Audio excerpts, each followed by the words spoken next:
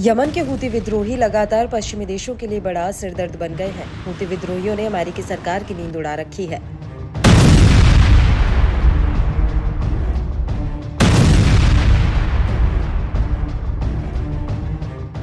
अमेरिकी नौसेना के युद्धपोतों और व्यावसायिक जहाजों पर लगातार मिसाइलों और ड्रोन से हमला कर रहा है।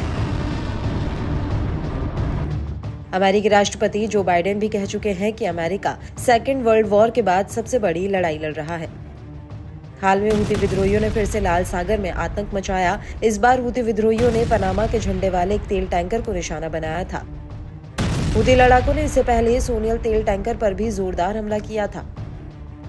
दावा है कि करीब 10 लाख बैरल कच्चा तेल वाला सोनियन जहाज अभी भी आग की लपटों में धधक रहा है। इन सबके बीच यमनी सशस्त्र बलों के प्रवक्ता ने बड़ा दावा कर फिर अमेरिका को झटका दे दिया। हूतियों ने अमेरिका के एक और महाशक्तिशाली MQ-9 रीपर किलर ड्रोन को तबाह किया है। यमनी हवाई सुरक्षा ने मारिब प्रांत के ऊपर एक अमेरिकी MQ-9 ड्रोन को मार गिराने की घोषणा की। यमनी नेता ने यह भी दावा कर चौंकाया है कि यह अपनी तरह का 8वां MQ-9 ड्रोन है जिसे यमनी सशस्त्र बलों ने सफलतापूर्वक मार गिराया है। खास बात यह है कि मारिब को उसके तेल और प्राकृतिक गैस भंडार के लिए जाना जाता है। अमेरिका के बेहद ही शक्तिशाली ड्रोन माने जाने वाले MQ-9 रीपर के लिए यमन बेहद खतरनाक जगह साबित हो रहा है। ये एक अत्यधिक उन्नत अमेरिकी मानव रहित हवाई वाहन है। ये दुश्मन खेमे की खुफिया जानकारी इकट्ठा करने और हमला करने की ताकतों के लिए जाना जाता है।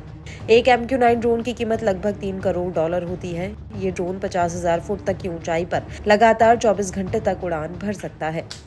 نجحت الدفاعات الجوية اليمنية بعون الله تعالى في إسقاط طائرة أمريكية النوع MQ-9 وذلك أثناء قيامها بأعمال عدائية في أجواء محافظة مأرب. وهذه الطائرة هي الثامنة من هذا النوع والتي تنجح القوات المسلحة اليمنية في إسقاطها خلال معركة الفتح الموعود والجهاد المقدس إسنادا لغزة. إن القوات المسلحة اليمنية مستمرة في تأدية واجباتها الجهادية انتصارا لمظلومية الشعب الفلسطيني ودفاعا عن اليمن العزيز، وإنها بعون الله تعالى بصدد تعزيز قدراتها الدفاعية للتصدي للعدوان الأمريكي البريطاني والرد عليه باستهداف تحركاته العسكرية المعادية في منطقة العمليات البحرية.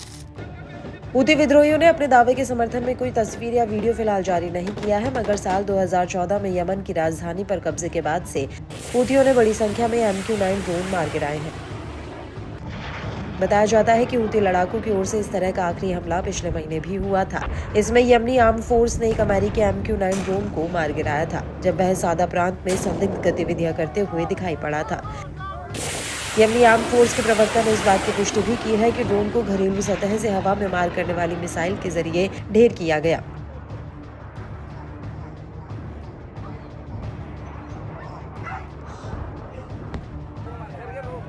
उस दौरान उन्होंने कहा था कि गाजा के समर्थन में यमनी बलों के सैन्य अभियानों की शुरुआत के बाद से मार गिराया जाने वाला ये अपनी तरह का 7वां ड्रोन है। यमनी सैन्य मीडिया ने MQ-9 ड्रोन के मलबे का फुटेज भी जारी किया था जिसे यमनी सशस्त्र बलों ने सादा के ऊपर मार गिराया था।